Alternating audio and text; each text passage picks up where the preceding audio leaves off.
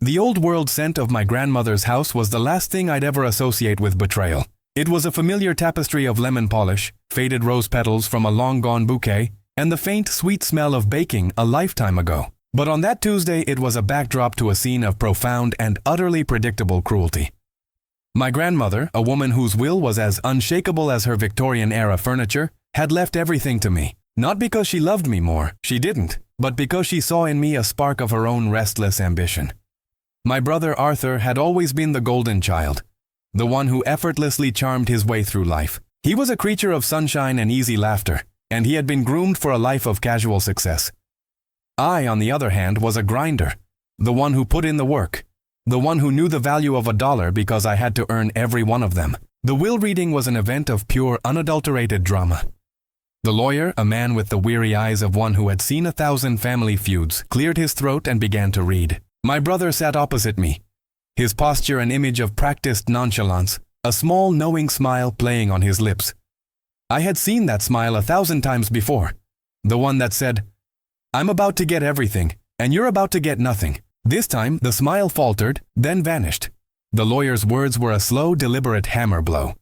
To my grandson Elias, I leave the entire estate, including the house, the properties, and all financial assets. Arthur's face went from smug to pale to a mottled crimson. He had been so certain. He had spent his entire life acting as if the world owed him everything, and for the first time, the world had failed to pay up. "What?" he managed to choke out. "There must be a mistake. Thorn, it's quite clear." Ah, the classic family drama, the one where the golden boy gets a reality check and the overlooked one finally gets a taste of victory. This is the moment the tables turn, or so they think. That's when it happened. Arthur's charm, the thing he'd always used as a weapon, turned into a blade aimed at me. He waited until we were alone, after the lawyer had packed up his briefcase and left us to the rubble of our family dynamic. He leaned in, his voice a low, venomous hiss. "You know, you don't really deserve this, Elias. Grandma only did it to punish me." I just watched him, the man who had always been a step ahead, now looking at me with pure, unmasked hatred. He was a child having his favorite toy snatched away. The next few weeks were a blur of paperwork, appraisals, and the slow, painful unraveling of our family. Our parents, who had always favored him, now looked at me with a new, grudging respect. I was the one with the power now, the one who held the keys to the kingdom. But my victory was short-lived. Arthur, a master manipulator, went to work. He started whispering things to our parents. "Elias is going to sell the house, a place with so many memories. He's going to squander it all on some foolish business venture. Grandma would have wanted us to share it. He just doesn't care about the family. He knew that I didn't want to live in the house. I had my own life, my own dreams. I was going to sell the properties and use the money to finally build the life I'd always dreamed of. But he twisted it, making it sound like a betrayal. He made it sound like I was disrespecting our grandmother's memory. The final act of his betrayal was a masterpiece of casual cruelty. He called me late one night, his voice laced with feigned concern. "Hey, Elias, listen, I talked to Mom and Dad. They're really upset about the house. Look, I found a loophole, a legal technicality. We could argue that Grandma wasn't of sound mind when she wrote the will. I'll get an expert opinion. We could get it overturned, and then we can split everything, fair and square." So tired of the constant tension, I was in a moment of weakness, and he saw it. "Just trust me, Elias. It's the right thing to do. For the family." I signed a document, not fully understanding the legal jargon, but trusting Arthur, my brother, the one who had always looked out for himself, the one who had always come out on top. The lawyer, a man with the worn-out face of a man who had seen too many betrayals, simply looked at me and said, "Do you understand what you're signing, Mr. Thorne? This document invalidates the will and transfers all ownership to Mr. Arthur Thorne." The ink on the page felt like acid. I looked at Arthur, and the small, knowing smile was back, wider than ever. He had done it. He had taken everything. "I didn't think you'd be so stupid, Elias," he said, his voice dropping all pretense of concern. "It was never about sharing. It was always about me getting what I deserved, and you fell for it." The scent of lemon polish and faded rose petals now smelled like ash. It was a memory poisoned forever. There it is, the punchline. The moment the hero realizes he's a pawn in a game he didn't even know he was playing. The defeat is not just financial. It's a moral annihilation. And now, the long, slow march toward revenge begins. He had taken everything from me. Not just the house. Not just the money. He had taken my trust, my sense of justice, my belief that there was any fairness in the world. He had taken the last shred of my respect for him, for our family, for our shared history. And as I watched him walk away, triumphant, he turned and gave me one last devastating blow. "Hey, Elias?" he called out, his voice dripping with condescension. "Don't worry, it wasn't on purpose." As if he had just spilled a drink on me, as if it didn't matter. That night, lying in a bed that was no longer mine, I looked at the ceiling and felt the slow, burning fire of a cold and patient fury.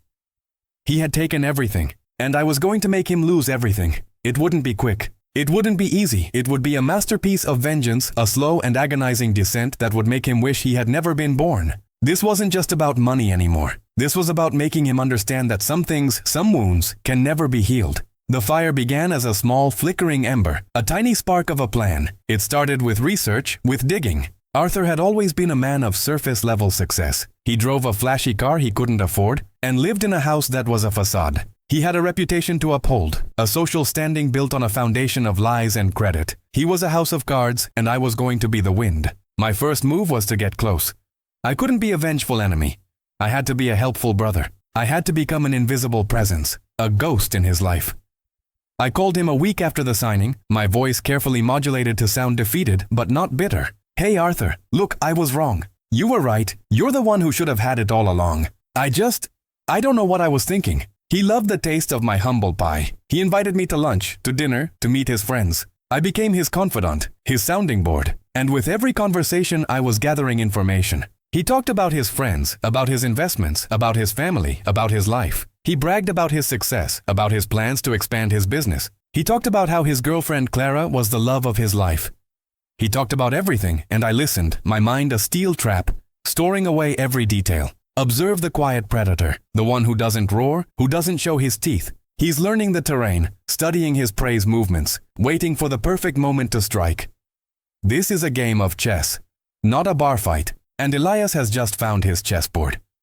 My plan was multi-layered, a series of dominoes that would all fall in a precise, devastating sequence. I wasn't going to just take his money. I was going to strip away everything that gave him a sense of identity, his social standing, his relationships, his reputation. I was going to leave him with nothing but the echo of his own casual cruelty. First, the social game. Arthur's entire life was a performance for his friends. They were a flock of shallow, wealthy people who valued appearance above all else. I started to subtly poison their perception of him.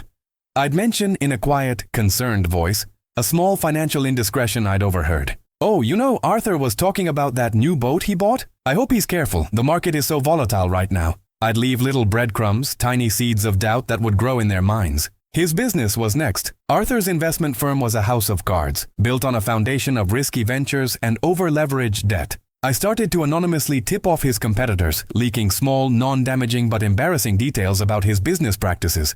I'd send a vague but legally sound email to a rival firm about a potential liability. Nothing that would get me caught, but enough to make them pause, to make them start to ask questions.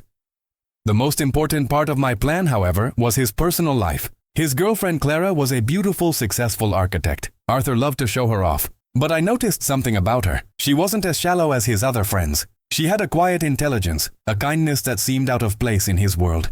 She was the one true thing in his life, and I was going to take her away from him. I started to get closer to her too. I talked to her about things he never would, about art, about books, about philosophy. I wasn't a charming, charismatic figure like Arthur. I was real.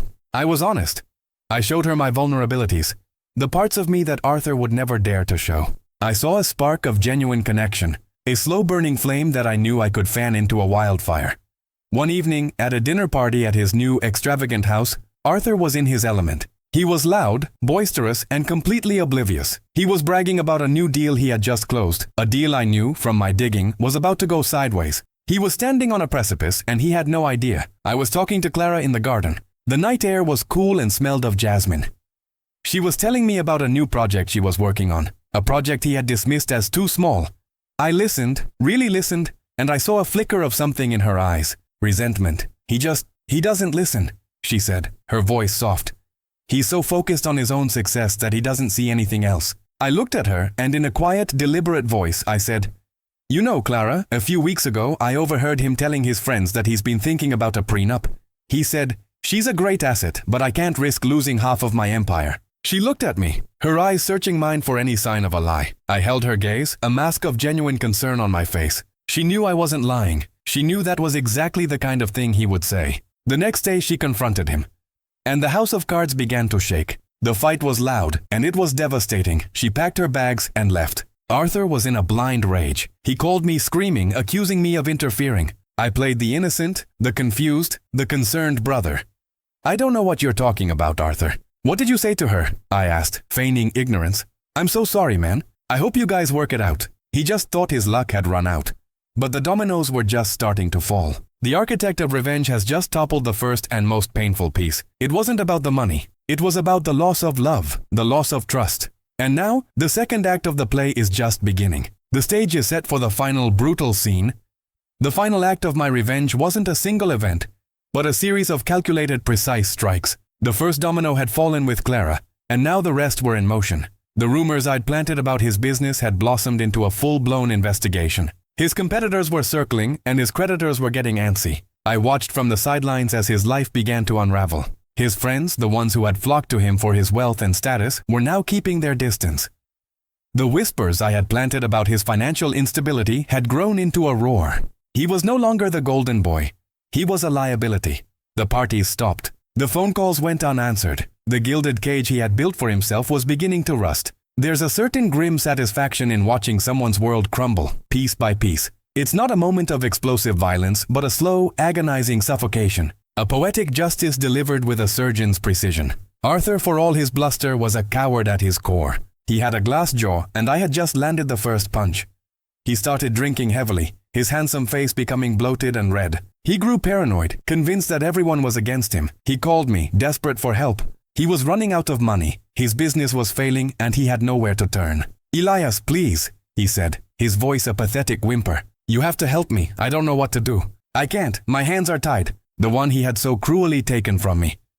With his business failing, he was forced to sell it. He had a buyer lined up, a wealthy investor who was looking for a grand home. I, of course, had already made my move. I had anonymously contacted the buyer, planting a seed of doubt about the house's structural integrity. I suggested that it had a history of foundation issues and that the previous owner, my grandmother, had left a paper trail of complaints. The buyer, an astute businessman, pulled out of the deal. Arthur was frantic. He had no other offers, and the bank was breathing down his neck. He was losing everything. The day he was forced to sign the papers to sell the house to a less-than-ideal buyer, a developer who planned to tear it down and build condos, was the day I made my final move. I showed up at the lawyer's office, a ghost from his past, a smile on my face that he had never seen before. It wasn't a smile of warmth or kindness. It was the smile of a man who had finally won. He looked at me, his eyes wide with a combination of fear and hatred. "What are you doing here?" he rasped.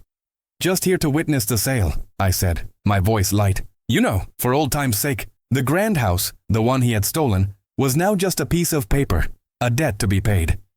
As he signed the documents, his hand trembling, I leaned in and whispered in his ear, my voice barely a breath. "You said it wasn't on purpose, Arthur. You said it wasn't on purpose." He looked at me, and in his eyes, I saw it.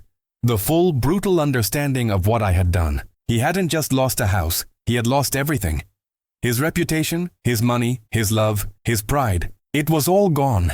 And he knew in that moment that it wasn't on purpose. It was on purpose. It was all on purpose. And so the curtain falls on a tragedy of his own making. The irony is as thick as the dust on the old world furniture. He took everything and was left with nothing. A perfect poetic end to a tale of betrayal and revenge. I left the office and stepped out into the bright sunshine. The scent of the city air now smelling clean and fresh. The old, familiar scent of lemon polish and faded rose petals was gone. It had been replaced by the smell of a new beginning. I didn't feel a sense of triumph. I felt a hollow satisfaction. The kind you feel after a meal you didn't really enjoy but had to finish. The vengeance was complete, but it didn't bring me peace. The man he had made me was a cold, calculating machine, and I wasn't sure I liked him.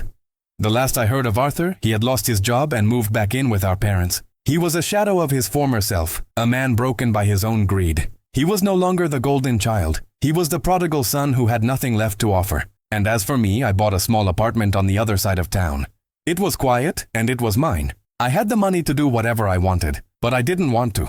I didn't want to travel, or start a business, or buy a fancy car. All I wanted was to be alone. The cold fire of revenge had burned everything in its path, including the man I used to be. I was a millionaire with an empty heart, and I had a feeling that was the real punishment, not his, but mine.